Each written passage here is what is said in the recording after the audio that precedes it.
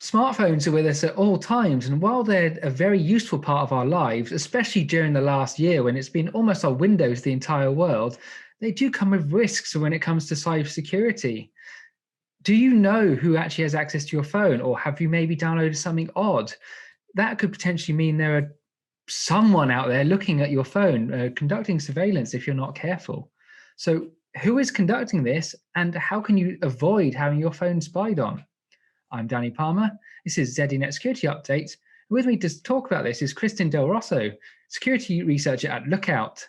So thanks for joining me, Kristin. So first of all, what is there in this space? I mean, I've touched it slightly in the intro, but how come our smartphones are such key targets for this sort of activity? So if you think about why a smartphone versus a computer would be targeted, not only is it a device that almost everyone has nowadays and it's always on their person, it's always on, but there's such a wide variety of information you can pull from that device. With a computer or a desktop, you might be limited to just getting sensitive files and if it's plugged into a wall, versus with a smartphone, not only can you get sensitive information about who someone might be talking to, where they're traveling, who they're messaging, but you also have a window into understanding them as a person. You provides a great opportunity to socially engineer someone. So not only if someone was spying on my phone, could they say, "Oh, these are my best friends, and these are who I'm talking to," but they can say, "Oh, wow, she has a United app or a Southwest app, or she might have a religious app or a health tracker app." It gives you such insight into someone beyond just maybe files they're sharing and pictures they've taken, but kind of their person as a whole, just simply through the app list, let alone the data that's inside those applications.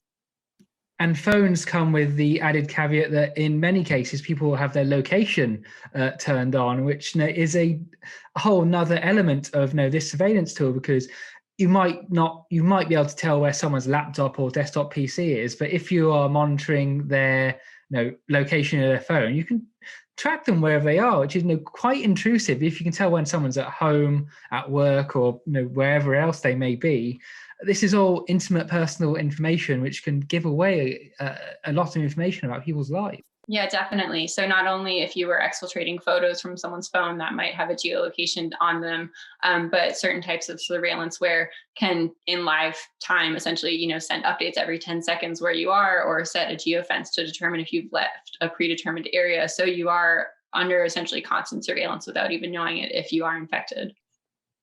Obviously, these are very powerful tools. So two things here. What sort of people, or so attackers, we could call them, are using this sort of thing, and how are people convinced or tricked into downloading these applications? Because if it was there saying, "I am an app that's going to surveil you wherever you go," people might be slightly skeptical about downloading it, but I imagine they are designed to look a bit more appealing and, well, like useful apps people would want to download, games, weather apps, things like that. Yeah, exactly. So there's kind of a few different categories you can touch on here. You might have applications that pretend to be useful parental monitoring tools. You have applications which in the industry will categorize as a form of stalkerware or spouseware, which is, as the title implies, a surveillance application installed by a partner on their phone to track the other partner's whereabouts. And then you might have a broader category, stalkerware still fits in this, of surveillanceware and spyware, which can be used by one-off people buying a tool online to spy on someone, or even in larger scale attempts on like the nation state level of going after specific political targets or religious targets in that sense. And yeah, to your point, you obviously don't want to have an application that says, "Hi, I'm a spying app, install me," because no one would want that. So a lot of the times you will see well done surveillance campaigns where the applications are even functional, and they'll be functionally Trojanized versions of applications that everyone in their daily life might use. WhatsApp, pretending to be an internet browser, pretending to be Facebook or Instagram, or, a game like you mentioned. And the difference is, legitimate applications designed to perhaps monitor a minor child. They are available in publicly downloaded spaces, official stores, as long as the user is aware at all times that on their screen that they are being monitored, because then, it's a fair warning, like, you're a minor, your location is being tracked. It's kind of a gray zone there on how people ethically feel about that. but at least the user is given warning. But these other surveillance applications, the stalkerware applications, the user does not know that they're being monitored. It's on their device. More well-made applications might not use battery life as quickly or use up cellular data as quickly as, maybe more poorly made applications. But that can often be a sign if your phone is like your battery's dying really quickly, or if you have obscene data usage charges that you don't understand where they came from, that could be it. And sometimes these applications also, once they're installed on your phone, they have the ability to hide their icon. So once it's installed, you might not actually be able to see it onto the home screen. So I do want to point out, though, not everyone is at risk of having this happen. Obviously, there's a difference between, it's a kind of a sliding scale, and assess your risk profile here. Maybe if you're in an abusive relationship with a really controlling partner, and I noted in COVID, there was actually a very large increase in domestic abuse and surveillance where on phones going up because people were living at home with their abusers. And so there was a large rise in stalkerware installations on phones during the COVID lockdown period. But your average person is likely not going to be targeted by a nation state campaign trying to infect their phone with a malicious application. And you're also more prone to getting infected by these things if you don't download applications from like official app stores.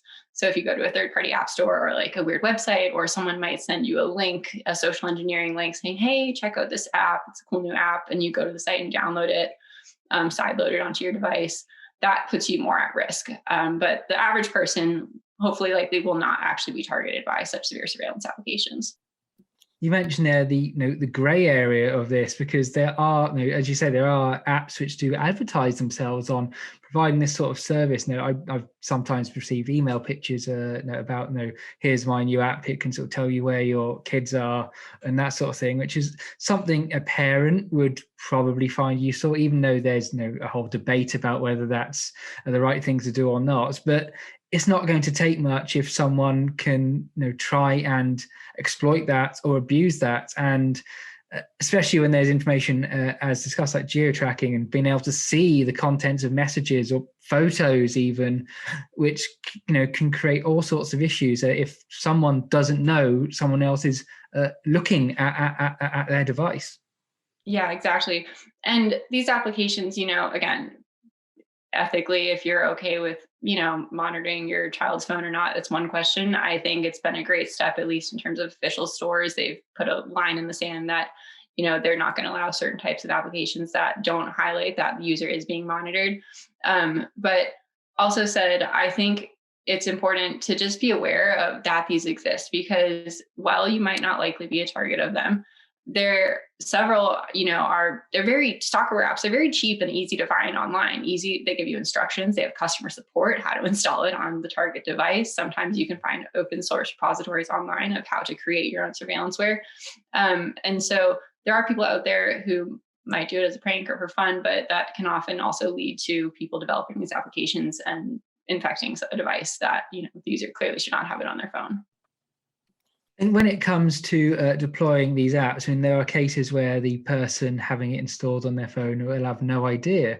So how do these apps get installed? Now, we discussed how they get downloaded, potentially from app stores or third parties.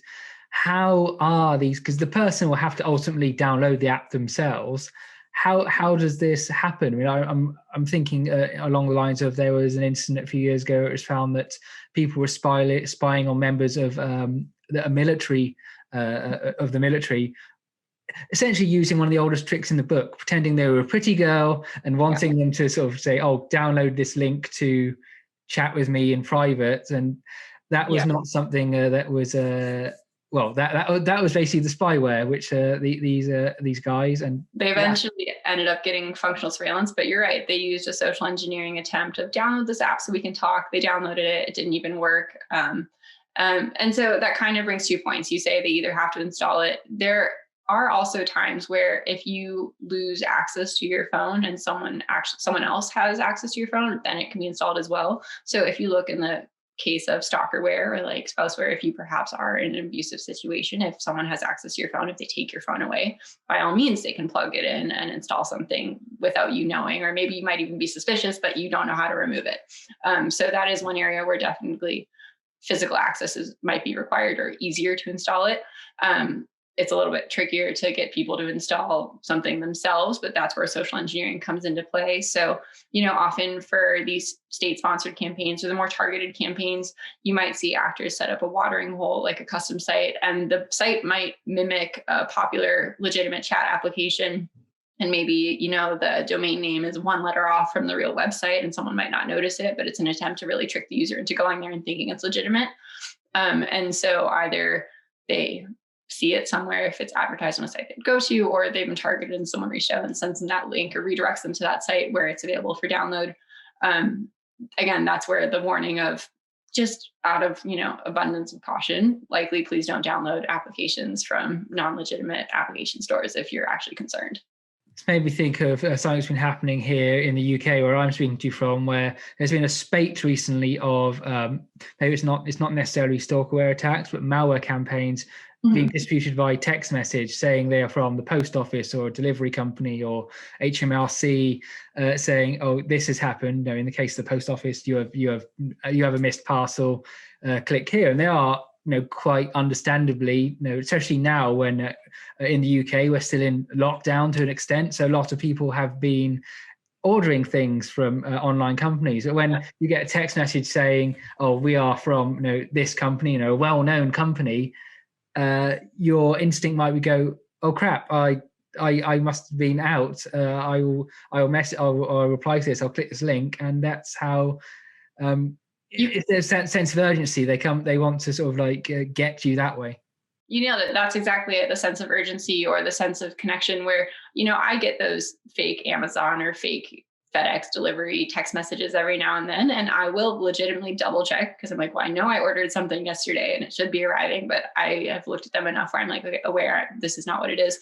And so those phishing links, a lot of the time will have a different motive in mind than being directly related to a surveillance campaign. Obviously, phishing, mobile phishing is one way to get a target to download surveillance apps, but this is kind of a pivot on a different part of the mobile threat ecosystem in mobile phishing, because those apps are those campaigns are often more designed around collecting personal information, credit card information, maybe banking information, because if you click on them, it's not going to instantly download malware to your phone always.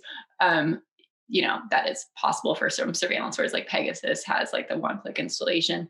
But, if in your generic phishing campaign, if they're just trying to get money or banking details, you'll click on it, it'll open up in a browser and on your phone that with a page that might look legitimate saying, okay, enter your details to pay this customs fee or an import fee or to collect your package, whatever. And sometimes people go through with it. And my advice there is log in on your browser, first of all, to confirm that it is actually lost or missing or you have an issue if that does come up to you. But if you are also unsure, because they often come in like those short little bit.ly links, if you hold down, at least on an iPhone, it will show you the full URL before you go to it on that site. So you can check that it's not actually a real legitimate website. One of the more complex things about surveillanceware is that it does have access to all of your contacts, all of your messages, phone numbers, that sort of thing. So is there a chance that if someone is doing this, looking at you to get this information, is there a chance they could use you as a conduit to get to someone else they were actually in order to carry on this campaign? Because no matter what the motive of this might be, if they're interested in you, they might be interested in your friends, co-workers, and family as well. Yep. Again, often more with financially focused campaigns over surveillance, but in terms of using your contacts to propagate further. But that we have definitely seen that in various malware families where once they're installed on the device, it will go through your contact list and send a message to your contacts saying, hey, you should download this app. So your contacts think you are actually sending them a cool new app to download to play a game or whatever, when in reality, you're just also sending them a different banking Trojan or something to install on their phone. So that is definitely a kind of a clever means of using that area of trust almost. Like if I get a text from my best friend saying, hey, I'm using this app, and it's kind of a nicely worded text saying, check it out, I might now that I'm in this field, would double check and be like, are you sure this isn't a link? But to, a standard person, that is, you trust the person. If my mom texts me something saying, click on this link, you might take a look. So when it comes to surveillanceware and spyware, I mean, the whole point of it is it's there to not be discovered. So it's a tricky one, but how could someone figure out if they had got this onto their phone? And I suppose from there, how could they get rid of it if that's the case? Yeah, so there are several indicators that might, point to the fact that you've been compromised and it's on your device. If you notice maybe that there are text messages being sent that you didn't send, or calls being made that you didn't make, because not only are some of these uh, surveillance wares capable of exfiltrating sensitive data, but they're also remote access Trojans, which means commands can be executed on that device. So instead of just being installed and passively sending out data, an attacker can actively work with the device and say, call this person, text this person, upload this file. So if you were kind of a little bit more tech savvy, you might be able to see this is going on there. Or if you notice an application background on your home screen that you didn't install, at least on Android, if you can maybe list the packages on the device and say, this one's odd. So if it's hiding its icon, but you list the packages, you can at least determine it's on there. And again, like we mentioned before, battery usage, data usage, if you notice spikes in those or really odd battery lives, that could also possibly be indicative of an app running that you are not aware of. And we've touched upon this a little already, but what are some things that people can do to avoid downloading these apps in the first place? I suppose one of the key things would be don't download things from stores you don't trust or weird links. But then there's sometimes on the Google system, Google ecosystem, things can still sneak in there. But what tips should people be taking on board just to stay as safe as they can to not get infected in the first place by this or any other sort of mobile threat? Yeah, and you're right that sometimes, yes, they can make it into official stores, and typically stores do a very good job at, once aware of it or having their own internal teams, will work very quickly to take it down, ban the developer and do their best to keep the user safe. So, 99% of the time, I'd say you're still okay. But in order to just stay safe, just like we treat our computers with an antivirus or have protection on our computers, I think we're at a phase where you should have something of the equivalent on your device. Your mobile phone is a very smart computer. It's just pocket sized and has tons of sensitive data. Why wouldn't you have some sort of mobile protection on there? So there are a variety of companies that produce something that either flags to anomalous behavior or known malicious files, or perhaps suspicious links. They're free apps. You can download them. So you might as well just put one on your phone if you're concerned. Thanks, Kristin. That's some very good advice on this, on what's a very interesting subject. Hopefully this has helped some people out there maybe stay a bit safer using their mobile devices. Thanks for joining me on ZDNet Security Update. And for more information on how to stay safe online, be it on your mobile phone, your laptop, or anything else, be sure to keep watching ZDNet Security Update. And there's plenty of news and features on zdnet.com. Thanks for watching.